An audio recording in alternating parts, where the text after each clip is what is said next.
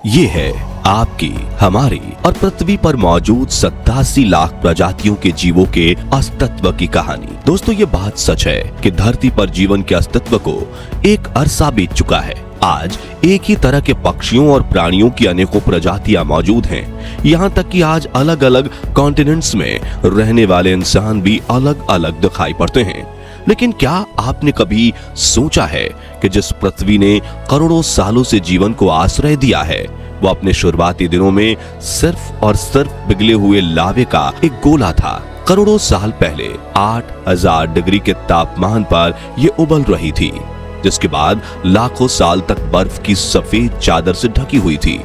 तो किस तरह से पृथ्वी पर जीवन की शुरुआत हुई? और अगर पृथ्वी पर रहने वाले सभी जीवों के पूर्वज सिर्फ एक ही हैं, तो फिर करोड़ों सालों के विकास क्रम में हम सभी ने अलग अलग तरह की कॉम्प्लेक्स लाइफ में खुद को कैसे ग्रो किया? चलेंगे पृथ्वी पर जीवन की उत्पत्ति के इस रोमांचक सफर पर। तो अपने कुर्सी की पेटी बांध लीजिए और नए दर्शक चैनल को सब्सक्राइब भी कर दीजिए। तकरीबन 450 करोड़ साल पहले ये है हमारी पृथ्वी, जिसकी सतह पर उबलते हुए लावे के अलावा और कुछ भी नहीं था। लेकिन यही जलता हुआ गोला जल्द ही 87 लाख प्रजातियों के करोड़ों जीवों का घर बन गया। मगर जिस तरह लोहे को आकार देने के लिए उसे तपाकर पीटना पड़ता है, ठीक वैसे ही अपने आप को जीवन के लिए हमारी तपती हुई पृथ्वी को भी एक बड़े ग्रह से टकराना था। हजारों साल तक गिरते हुए उल्कापिंडों की मार झेलनी थी और एक समय पर खुद को बर्फीली चादर से ढकना था। यह एक लंबा सफर तय करते हुए खुद को ब्रह्मांड का सबसे बेहतरीन हैबिटेबल प्लेनेट बनाना था। साथियों, इस सफर की शुरुआत होती है आज से करीबन 400 करोड़ साल पहले, जब थिया नाम का एक बड़ा ग्रह अचानक से पृथ्वी से आकर टकरा जाता है। ये टकराव इतना भारी था कि पृथ्वी का 25% हिस्सा चट्टानों के रूप में अंतरिक्ष में फैल गया और इसने पृथ्वी के आसपास एक रिंग बनाकर इसकी परिक्रमा करना शुरू किया। अगले कुछ सालों में इन्हीं चट्टानों का दूसरे से टकराव और जुड़ाव होने लगा, जिससे हमारे चांद का निर्माण हुआ।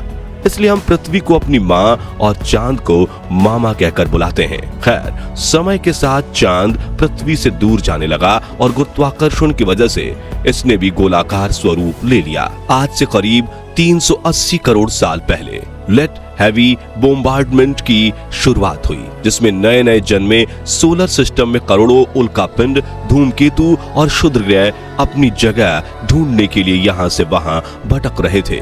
इसी वजह से अगले 2 करोड़ सालों तक पृथ्वी पर हजारों की तादाद में मीटेओराइट्स, एस्टेरॉइड्स और कॉमेट्स की बारिश होने लगी, जो पृथ्वी पर नमक और अनेक मिनरल्स के साथ जीवन के लिए सबसे जरूरी घटक यानी पानी लेकर आए। लेकिन ये पानी केमिकल और ऑर्गेनिक कंपाउंड से भरा हुआ था और जब आसमान से इस पानी पर कड़ाकेदार बिजली गिरी, तभी पानी में मौजूद केमिकल्स एटम ने जुड़कर एक चेन बनाना शुरू किया, जिससे जेनेटिक मटेरियल का निर्माण हुआ।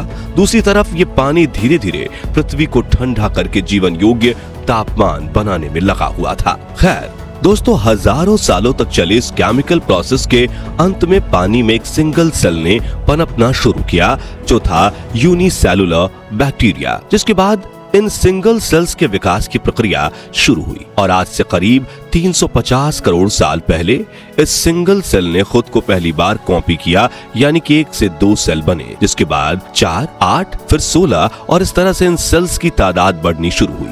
तब इन माइक्रोबियल सेल्स को ये नहीं पता था कि आगे चलकर यही सेल्स धरती पर इंसान, प्राणी और पक्षियों जैसे कॉम्प्लेक्स लाइफ के जन्मदाता बनने वाले हैं। खैर, जैसे जैसे सूरज की रोशनी पृथ्वी पर पड़ी, तो समंदर के पानी ने सनलाइट को ऑब्जॉर्व किया और अंदर रहने वाले इन माइक्रो ऑर्गेनिज्म ने धरती पर मौजूद कार्बन डाइऑक्साइड को पानी और ग्लूकोज में तोड़ा, जिससे पूरा समंदर ऑक्सीजन से भर गया। साथ ही इन सेल्स ने भी खुद को अलग अलग तरीके से डेवलप करना शुरू कर दिया था, जिससे सदियों तक चली विकास की प्रक्रिया में समंदर में अनेक माइक्रोबियल जीवों का, लेकिन इनमें से जो हमारे पूर्वज थे वो थे वाटर वर्म।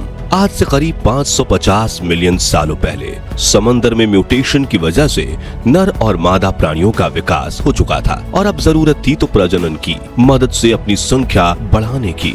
लेकिन वाटर वर्म्स के पास आंखें नहीं थीं, इसलिए अपने साथी को ढूंढना काफी मुश्किल था। लेकिन जल्दी ही प्रकृति ने अपने सबसे अद्भुत और अनोखे आविष्कार को पृथ्वी पर प्रेजेंट किया, जो थी आंखें, जिन्हें वाटर वॉर्म को पानी के अंदर देखने और अपने साथी को ढूंढ निकालने की ताकत मिल रही थी। हालांकि ये आंखें आज की तरह पूरी तरह से क्लियर विजन नहीं देती थी, क्योंकि इनका भी विकास होना अभी बाकी था। खैर, इस तरह के म्यूटेशन से समंदर में हर जीव की आंख का विकास होने लगा और वाटर वॉर्म्स ने भी विकास के साथ अपनी अनेक प्रजातियों को जन्म दिया। इसी के साथ समंदर के अंदर जीवों की एक दुनिया का विकास हो चुका था। फिर इस दुनिया को समझकर अपनी जगह बनाने के लिए इन जीवों में आंखों के पीछे नर्व सेल्स का विकास होना शुरू हुआ और धीरे धीरे करके नर्व सेल्स से दिमाग का भी विकास हुआ। उस वक्त हमारे पूर्वज मछली बन चुके थे।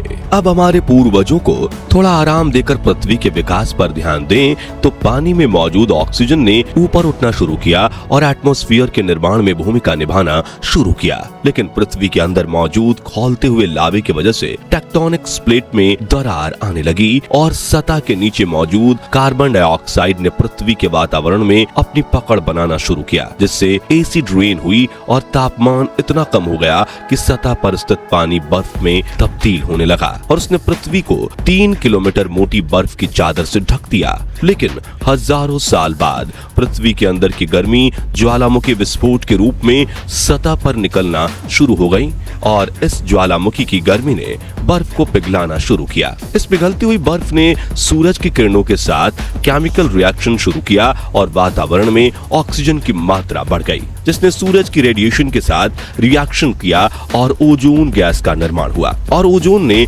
धीरे धीरे करके पृथ्वी को चारों ओर से कवर कर लिया और सूरज से आने वाली हार्मफुल रेडिएशन को पृथ्वी के वातावरण में प्रवेश करने पर रोक लगा दी। यानी अब पृथ्वी की सतह कई मायनों में रहने लायक हो चुकी थी। दूसरी तरफ समंदर में मौजूद हमारी पूर्वज मछलियों ने अपने दांत और जबड़ों का निर्माण कर लिया था, लेकिन पानी में ऑक्सीजन की मात्रा काफी कम होने लगी थी, जिस वजह से ये पहली बार पानी की सतह पर आई और ऑक्सीजन लेना शुरू किया और इनके फेफड़ों का विकास हुआ, जिसके साथ पानी में इस्तेयोस-टेगा नाम की प्रजाति पनपी, जो पानी के अंदर भी और हवा से भी ऑक्सीजन ले सकती थी। आज से करीब 375 मिलियन साल पहले बंजर धरती पर पहला पौधा उगा और फिर इनकी तादाद धीरे धीरे बढ़ने लगी, जिसके बाद 10 सालों बाद इस्तियोगा-टेगा ने अपनी पहली बार पूरा सिर पानी से बाहर निकाला और ये प्रजाति किनारे पर आकर खिसकते हुए जमीन पर आने लगी। लेकिन इनकी त्वचा सूरज की गर्मी सहन नहीं कर पा रही थी।